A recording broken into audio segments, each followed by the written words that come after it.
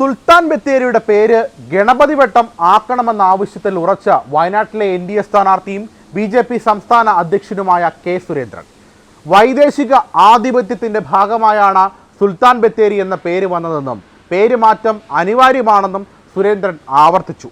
അതേസമയം സുരേന്ദ്രനെ വിമർശിച്ച LDFും UDFും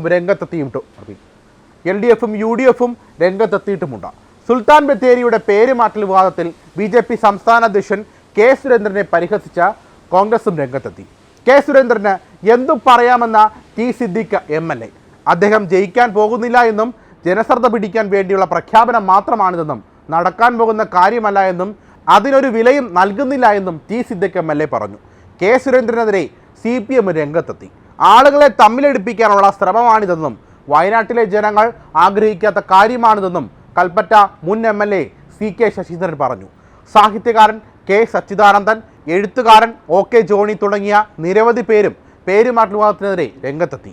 അതേസമയം താൻ ജയിച്ചാൽ സുൽത്താൻ ബത്തേരിയുടെ പേര് മാറ്റി ഗണപതി വട്ടമെന്നാക്കുമെന്ന ഒരു ദേശീയ ചാനൽ നൽകിയ അഭിമുഖത്തിലായിരുന്നു വയനാട്ടിലെ BJP സ്ഥാനാർത്ഥിയും BJP സംസ്ഥാന അധ്യക്ഷനുമായ കെ സുരേന്ദ്രൻ പറഞ്ഞത്.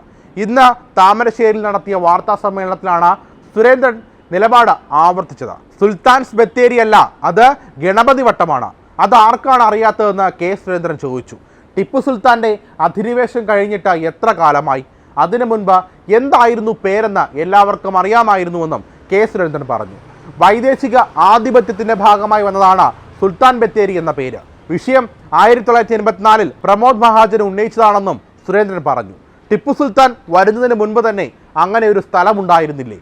കോൺഗ്രസിനും LDFിനും അതിനെ സുൽത്താൻ ബത്തേരി എന്ന് പറയുന്നതാണ് താല്പര്യം. അക്രമിയായ ഒരാളുടെ പേരിൽ ഇത്രയും നല്ലൊരു സ്ഥലം അറിയപ്പെടുന്നത് എന്തിനാണെന്ന ചോദ്യമാണ് താൻ ചോദിച്ചതെന്നും കെ സുരേന്ദ്രൻ പറയുന്നു. അനിൽ ആന്റണിക്കെതിരായ ആരോപണത്തിലും കെ സുരേന്ദ്രൻ വാർത്താ സമ്മേളനത്തിൽ മറുപടി നൽകി.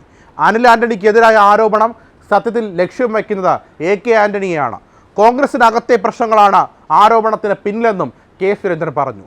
പാനൂർ സ്ഫോടനത്തിന് റിമാൻഡ് റിപ്പോർട്ട് ഗൗരവകരമാണെന്നും കെ സുരേന്ദ്രൻ പറഞ്ഞു. RSS BJP നേതാക്കളെ ലക്ഷ്യമിട്ടായിരുന്നു ബോംബ് നിർമ്മാണം CPM ഉന്നത നേതൃത്വത്തിൻ്റെ അറിവോടെ നടന്നതാണ്. തെരഞ്ഞെടുപ്പ് കമ്മീഷൻ വിഷയത്തിൽ ശക്തമായി ഇടപെടണം. പോലീസ് അന്വേഷണം ഇടഞ്ഞു നീങ്ങുന്നു. ഗൂഢാലോചന സംബന്ധിച്ച് അന്വേഷണം നടക്കുന്നില്ല. മുഖ്യമന്ത്രി മൗനം പാലിക്കുകയാണ്. മുസ്ലിം സമുദായത്തിലെ തീവ്ര ചിന്താഗതിക്കാരെ ഒപ്പം നിർത്താൻ കൂടി ലക്ഷ്യമിട്ടായിരുന്നു ബോംബ് നിർമ്മാണം. കണ്ണൂരിലെ ബോംബ് നിർമ്മാണ വിദഗ്ധരുടെ ലിസ്റ്റ് പോലീസിൻ്റെ പക്കലുണ്ട്. ഇത് പരിശോധിക്കാനോ അവരെ ചോദ്യം ചെയ്യാനോ പോലീസ് തയ്യാറായിട്ടില്ല. സംഭവത്തിൽ ഉന്നതതല അന്വേഷണം വേണം. വിഷയത്തിൽ കോൺഗ്രസ് വലിയ താല്പര്യം കാണിക്കുന്നില്ല. ADGP റാങ്കിലുള്ള ഉദ്യോഗസ്ഥൻ അന്വേഷിക്കണമെന്നും കെ സുരേന്ദ്രൻ പറയുന്നു.